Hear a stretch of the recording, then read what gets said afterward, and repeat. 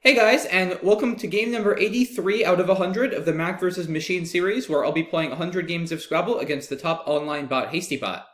We're still sitting at 49.5 wins, so continuing to be just one game away from closing out victory in the series. HastyBot has now won 3 in a row and is proving that it's not going to go down without a fight, so let's see if we can't turn the tables and close it out today. Let's jump right in, and HastyBot is going to open with Zeton for 50, and not a horrible rack for us. We only have one vowel, but we have a lot of tiles that go well together. We have the CH, the ING, so we're not going to be bingoing. Probably something like chewing is in order here. 32 points, gets rid of a bunch of the clunkier tiles on our rack, like the W, keeps just a D, which isn't too bad. It's probably about as many points as we're going to score. I guess winged is also an option. Keeps the C instead of the D. The C is probably very slightly better for bingoing, but I don't think it's worth a 2-point sacrifice. The D is a pretty good tile as well, and it is a little bit more flexible for overlaps, being that there are no 2s with a C. So I think playing chewing is probably reasonable here. There's also chawing through the A, but that scores a lot less. So I'm going to go ahead and play chewing. Okay, vlog by the bot. Kind of a clunky draw for us here. We pull the W and the U. We have things like Woody, though. I don't know where that's going to play. Maybe Woolly through this L. 30 points. DUT, not a great leave, but definitely not the worst one I've seen either. That's the best option I see for now. There's also Woodcut through this C, but only scores 17 points and puts this W right in the middle of the triple line, so not really dying to do that. Yeah, I think Woolly is probably fine here. I guess there's also Wood. Maybe that's better. So it scores 4 less, keeps TOY instead of DUT. I have to imagine TOY is considerably better, especially since Wood also sets up a spot for this Y on the B column next turn. DUT probably bingos slightly more, but TOY is so much more flexible, and when we don't bingo, we're going to be in much better shape, just because the U really makes the rack difficult to work with, and DUT can just turn into a rack with all low pointers that doesn't really do anything so easily. I think I'm going to go ahead and play Wood. Whoops. There we go. Okay, so scaling by the bot, taking a lead. I do believe scaling takes an S, but it's probably going to become irrelevant because I'm going to bingo with idolatry from this I for 89. So that'll... Wow. I was about to say that'll put us right back into this game, but HastyBot once again with other ideas, bingoing somehow through that T with 5 overlap to date. So pretty sick play by the bot. And I don't have a great comeback. I guess I have stodgy over here. I'm pretty sure Scalings is good. Scalings and Classing, I'm almost positive, is a pair of 8s. This does score 47 points, brings us to within 30. That's almost certainly the correct play, assuming it's valid, which I'm pretty sure it is.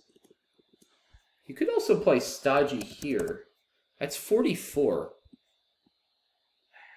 This actually may be better, because I'm still going to be down, and this is so much better for opening the board. It puts this S here, which is very aggressive, but again, it's going to be his turn. He'll still be up 30-35 points. I think being aggressive is probably reasonable.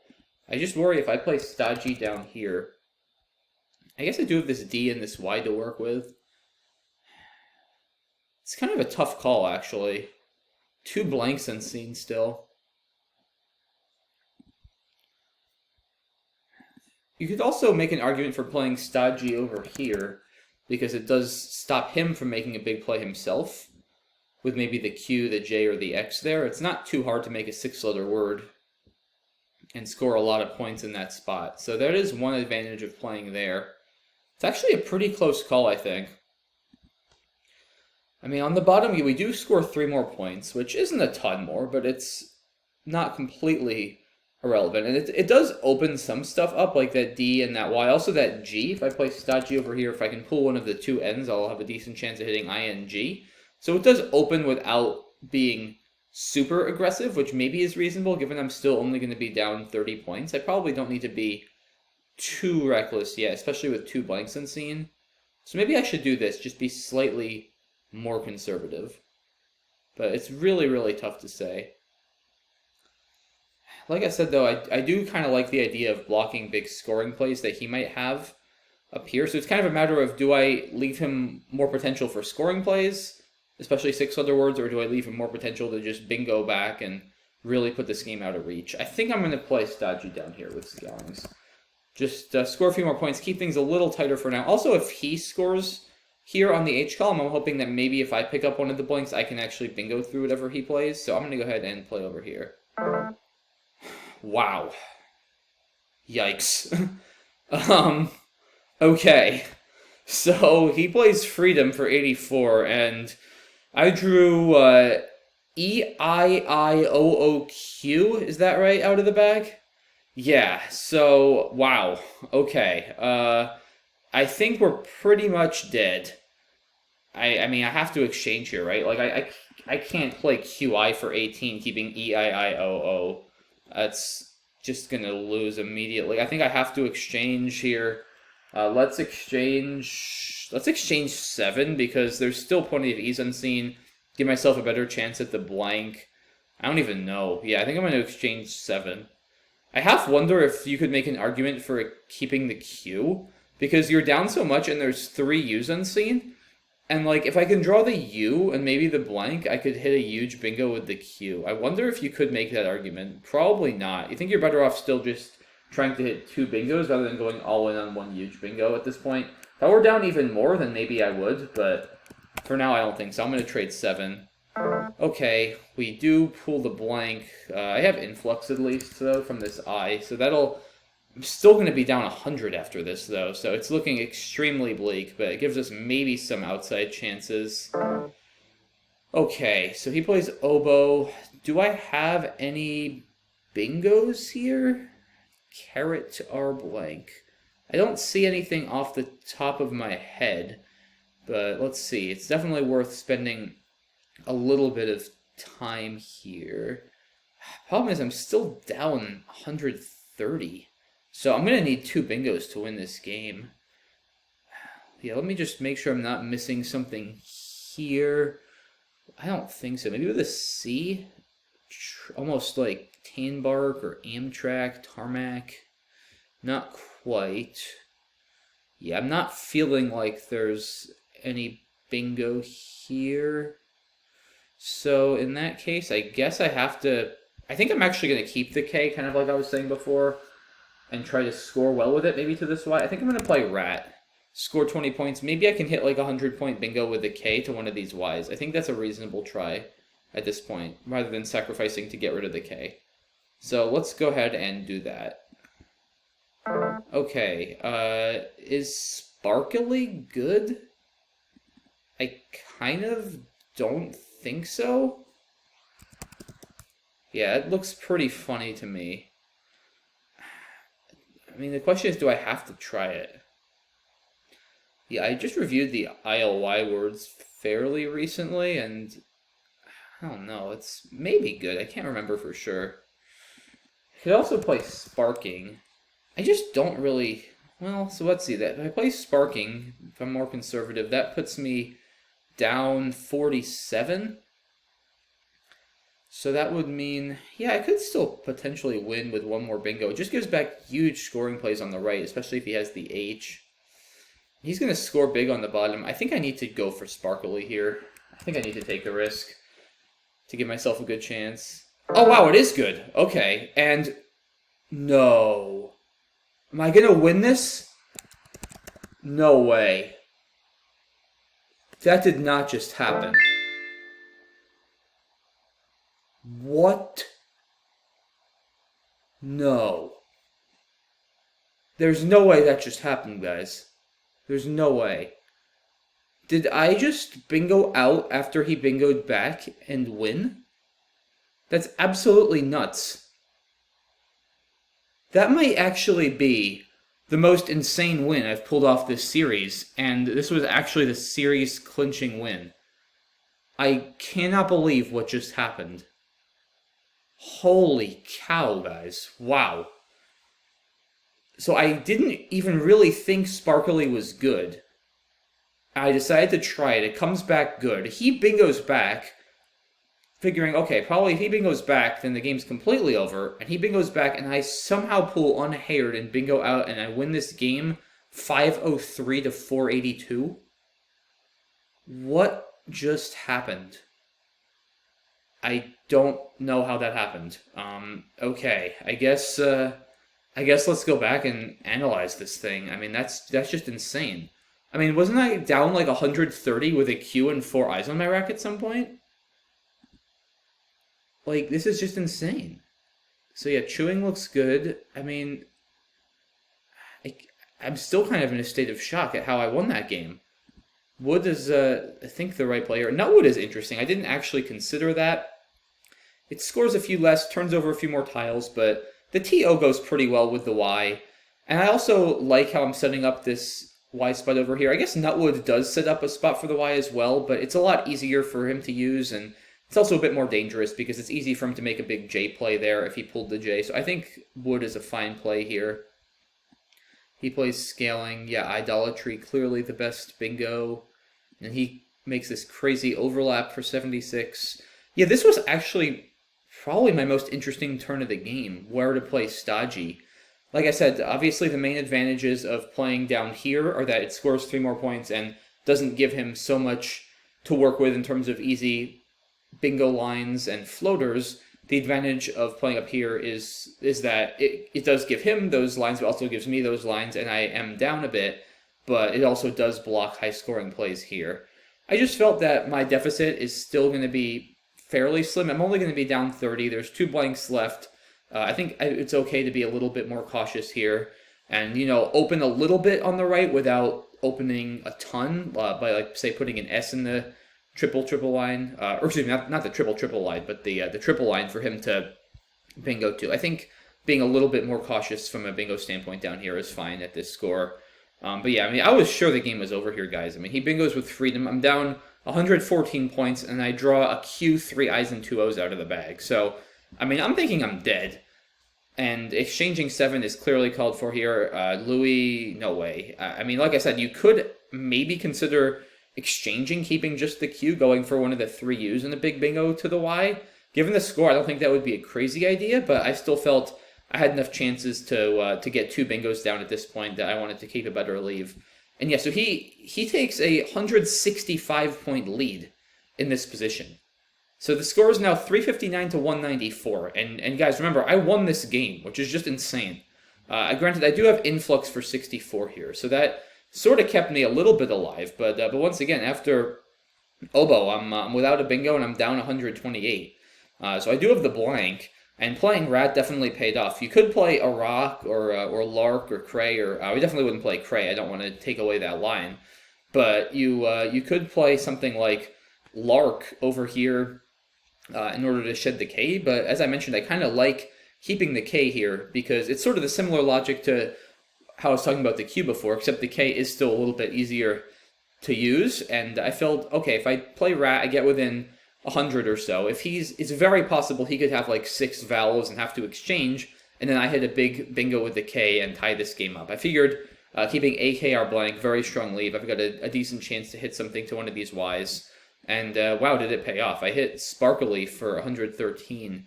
There's also Imparks over here, which is a cool play. I did not see this as a possibility. I was too busy debating whether Sparkly is good. I almost settled for Sparking, which would have been a disaster in retrospect, and I just figured I was about 50-50 on whether Sparkly was good. It looked a little funny, but it had some sense of familiarity from my recent studies, so I thought it might be good, and I just felt after Sparking, I get to within 47, but there's a Q unseen, even something just like QI here, that'll put him up over 80. It's going to be almost impossible for me to come back at that point. And if he has the H, he's going to probably be scoring 50. I just really did not like my chances after Sparking. If I had seen Imparks, would I have played it?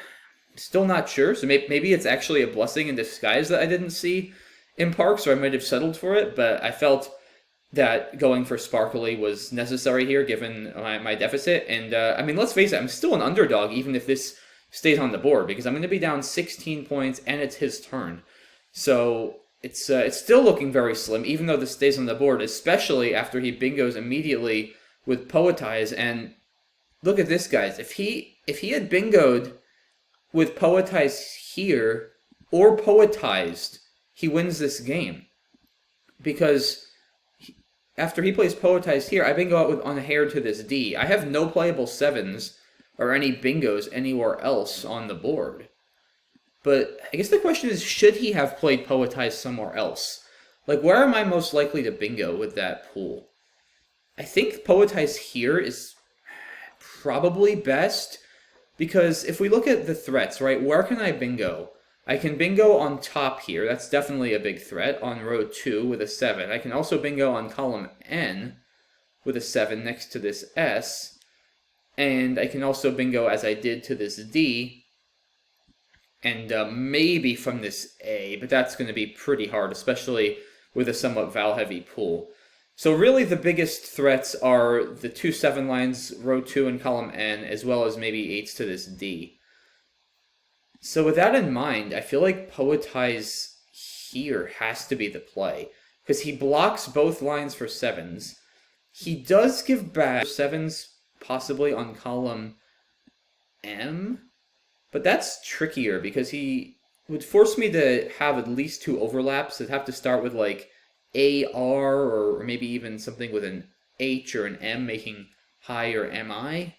It's possible to do, but it's a lot harder to do than a 7 on row 2 or column N before his play. And he also partially blocks the D, right? As it turns out, my play of Unhaired would no longer fit because it would make UES. Certain words like remained would still fit, but he does at least partially block that D. He does give back a few more floaters to bingo through, but they're very bad for the unseen pool. Normally giving back an E in the second to last position here is really bad because of ER, ES, ED bingos. But if you look at the pool, there's already multiple E's, and it's just a very Val-heavy pool. So there's certain words like Unhairer and Mounier that'll fit through that E, but there's so many fewer 8s that would work through that E. And I mean, I think it's pretty easy to see that intuitively just looking at the pool.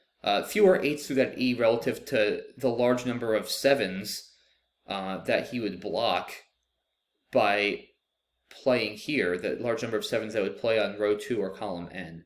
There is also this O, but similarly, this O is going to be very hard to hit with the Val-heavy pool. And this T could be hit with something like Ruminate, possibly, but not super easy given it has to be in the second to last position. So I'm not positive, and it would probably take an exhaustive search with the computer or sub-anagram engine to figure out which play blocks more bingos, but my instinct is telling me that playing Poetize here is probably best. I don't think you should play to the D, because you do block the D, but you leave open 7 lines, both on row 2, and also this is still open, right, because anything making PES, PAS, even PIS or PUS will fit over here. So I doubt blocking the D is his best bet. I feel like relatively few things play to the D compared to the number of 7s in that pool. So yeah, Poetize here is almost certainly not correct, because it doesn't do anything about column N or the D, and it still allows 7s now hooking Poetizer as well. I feel like his play definitely is not correct. My instinct, once again, is telling me that this is the right play to play on column N for 74. Of course, it goes without saying that if I don't bingo, I'm not going to win. He'll be taking nearly a 90-point lead, and I'm not going to be able to score anywhere near enough without bingoing.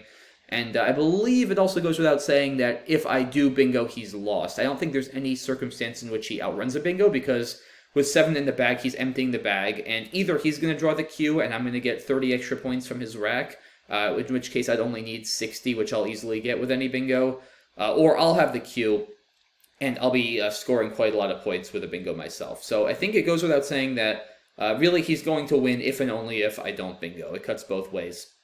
So he should make whatever play cuts back the most in my bingo percentage, which my instinct is telling me it would have been playing Poetize here. If someone is able to run an exhaustive search, maybe with a more precise engine, and conclude with certainty which Poetize would have been correct for him, I'd be curious to know. But once again, my instinct is telling me he should have gone here, However, HastyBot was very greedy, took the extra point, played on row 3, and I bingoed out with Unhaired, and I won this game, 503-482. So, just ridiculous. I mean, there have been some pretty crazy games this series. This was right up there. This is probably the craziest comeback of the series, certainly that I can imagine. Also just the circumstances that this is the series clinching game, I think is really fitting and makes it that much the more exciting. So, yeah, there you have it, guys. The series has officially been clinched. We're at 50.5 wins to HastyBot's 32.5 wins. So, officially, Mack is the winner of the Mack versus Machine series. So, let's go. As I've mentioned before, however, the good news for the viewers is the rest of the series will go on as planned. Even though I have clinched victory, I will be playing the remaining 17 games and trying my hardest and trying to win as many as possible. Maybe I can even get 60 out of 100. That would be pretty cool. So lots more good content to come. So please don't go anywhere and check back in a couple of days for game number 84. This was going to be a tough act to follow, but hopefully we'll have some more fun games for the rest of this series, and I look forward to seeing you all there. So thanks again for watching, guys. Hope you enjoyed this game, and I will see you all soon. Have a good one. Bye-bye.